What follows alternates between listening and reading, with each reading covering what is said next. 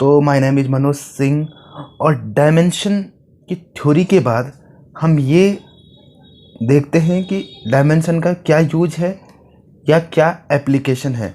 तो use oblique application of dimension analysis, यानी dimension analysis या डायमेंशन से हम क्या चीज़ सही करते हैं, यानी उसमें हमें उसका यूज कहाँ किया जाता है। तो सबसे पहला पॉइंट है to check the dimensional correctness of given physical relation, यानी कोई भी फिजिकल रिलेशन है उसकी करेक्टनेस यानी वो सही है या गलत है उसको चेक करते हैं। तो इसमें सबसे पहला पॉइंट है this is based on the principle of homogeneity of dimension.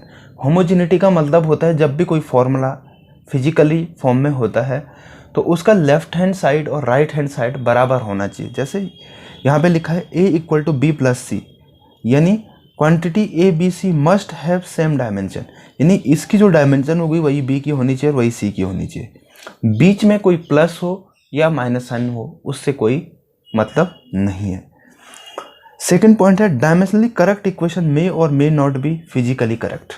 अगर कोई भी इक्वेशन है वो डायमेंशनली करेक्ट है लेकिन वो फिजिकली करेक्ट हो या ना हो उसकी इतनी ज़्यादा ज़रूरत नहीं होती है, यानी वो डायमेंशनली करेक्ट होना ज़रूरी होता है। जैसे v equal to u plus a t एक इक्वेशन, तो यहाँ पे देखिए एल टी की पावर -1 वेलोसिटी की, यहाँ पे भी एल टी की पावर -1 और यहाँ पे भी एल टी की पावर -1, तीनों का मिलके क्या है बराबर है।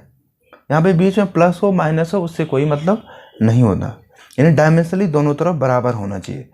v equal to u plus 2at, यहाँ पे वेलोसिटी की देखिए एल टी -1 एल टी -1 और L T -1।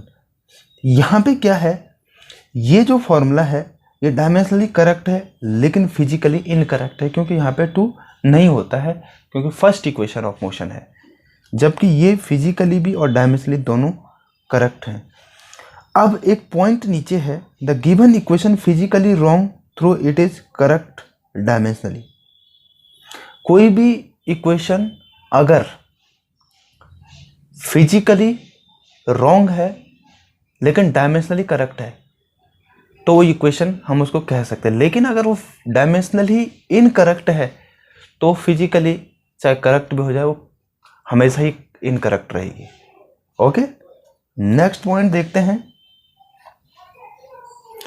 To convert a physical point from one system of units to other, यानी एक सिस्टम ऑफ यूनिट से दूसरे सिस्टम ऑफ यूनिट्स में कन्वर्ट करने के लिए भी हम डायमेंशन एनालिसिस का यूज करते हैं। जैसे न्यूटन को डायन में कन्वर्ट करना है, जूल को अर्ग में कन्वर्ट करना ही।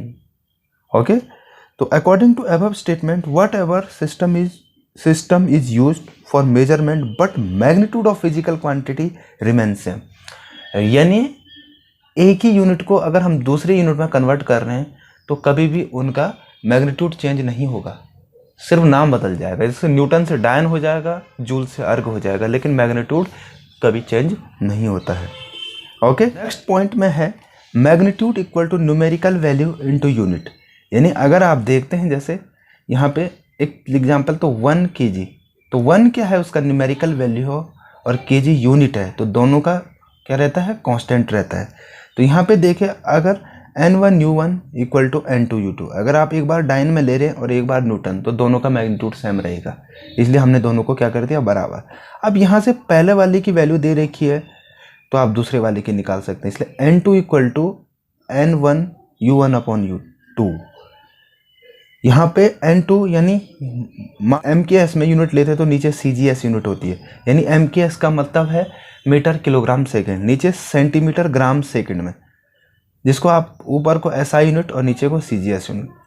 तो यहाँ पे ABC यानी उस फिजिकल क्वांटिटी के वैल्यू होंगी जो उनकी पावर्स होगी। जैसे यहाँ पे देखिए 1 न्यूटन इक्वल टू 10 की पावर 5 डायन होता है, तो फोर्स का डायमेंशनल फॉर्मूला आप जानते हैं mLT की पावर -2 होता है। अब यहाँ पे हमें n2 निकालना है, यानी उसको कन्वर्ट करना है डायन में, तो n2 तो निकालना है डायन में।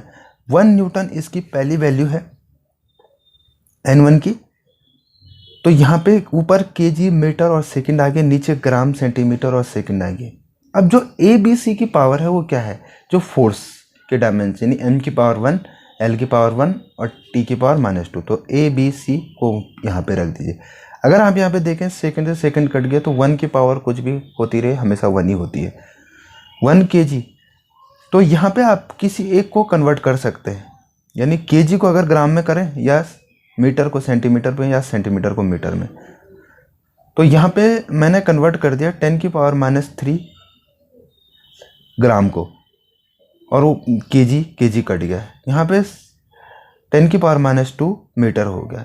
आप ऊपर भी कन्वर्ट कर सकते हैं कि 10 की पावर 3 ग्राम और 10 की पावर 2 सेंटीमीटर, तो भी वही आएगा।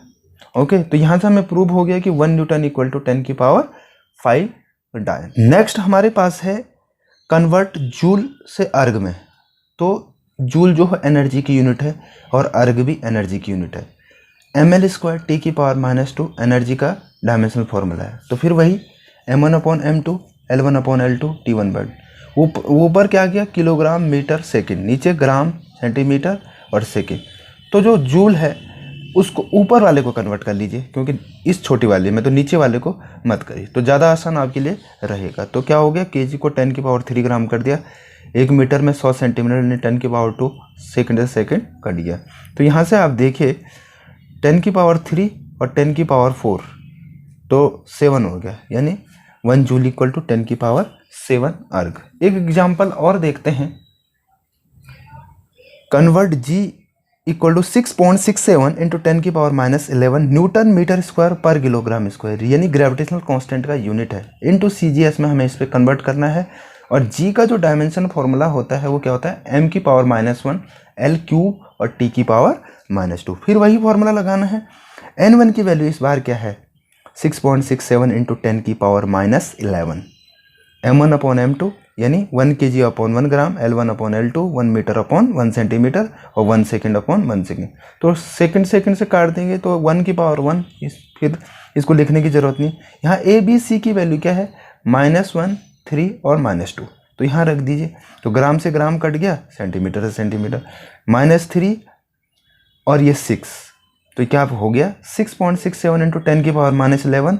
तो क्या रह गया यहाँ पे 10 की पावर -3 इंटू 10 की पावर 6, ये तो सॉल्व करेंगे आप इसको तो ये आ जाए। नेक्स्ट पॉइंट, डायमेंशन का क्या यूज है, deducing the relationship between physical quantity, यानी t equal to 2π√L/GE ½ mv²। इसको हम डायमेंशनली प्रूव कर सकते हैं, लेकिन याद रखें कि जो इनका कांस्टेंट होता है इसको हम डायमेंशनली प्रूव नहीं कर सकते हैं। सिर्फ ये कह सकते हैं कि भैया ये फॉर्मूला सही है या गलत है। तो जो से भी इसमें क्वांटिटी है t प्रोपोर्शनल टू सबके l और g पे डिपेंड, तो l की पावर a और g की पावर b मान लीजिए। यहाँ पे e m की पावर a कर लीजिए, b की पावर b कर लीजिए, उसकी पावर कुछ भी हो वो बाद में आपका सॉल्व करके आ जाएगा, लेकिन उसको आप पहले कुछ क्वांटिटी मान लें, कुछ कांस्टेंट मान लें। नेक्स्ट पॉइंट है find out the dimension of constant in relation, यानी कोई भी फॉर्मूले में कांस्टेंट्स आते हैं जैसे g, h और सिग्मा आ रहे, तो इनका डायमेंशनल फॉर्मूला आप यहाँ से निकाल। ये हैं डायमेंशनल एनालिसिस जिसे हम यूज करके इन चीज़ों को बता सकते हैं। ओके, नेक्स्ट बारी आती है कि limitation of theory of dimension, यानी ये थ्योरी ऑफ डायमेंशन आप कहाँ तक यूज कर सकते हैं और कहाँ पे नहीं लगा सकते। तो सबसे पहला है physical quantity may very from same dimensional formula, यानी एक ही फिजिकल क्वांटिटी या अलग अलग फिजिकल क्वांटिटी, मतलब अलग अलग फिजिकल क्वांटिटी का सेम डायमेंशनल फॉर्मूला हो सकता है। जैसे वर्क, एनर्जी और टॉर्क, इनका dimensional formula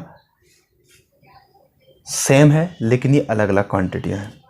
okay, next point है by dimensional method numerical constant 1/2 1 2π etcetera, इसकी वैल्यू को आप नहीं निकाल सकते हैं, ये इसकी लिमिट है। s equal to ut plus half at square v square equal to u square plus 2as v equal to u plus at, जैसे ये फॉर्मूले आपने can not be derive by dimension, इनको आप प्रूव नहीं कर सकते हैं डायमेंशन, सिर्फ इनकी करेक्टनेस को चेक कर सकते हैं कि ये सही है या गलत है। The method of dimension can not be applied greater than 3 physical quantity, अगर जैसे MLT मास, लेंथ और टाइम, यानी कोई भी फिजिकल क्वांटिटी हो उसमें मोर देन 3 वेरिएबल हो जाए तो उसे आप डायमेंशन के सॉल्व नहीं कर सकते, नहीं निकाल सकते हैं। तो आई होप यू अंडरस्टैंड। तो इसको आप देखें, लाइक करें, सब्सक्राइब करें। Thank you very much.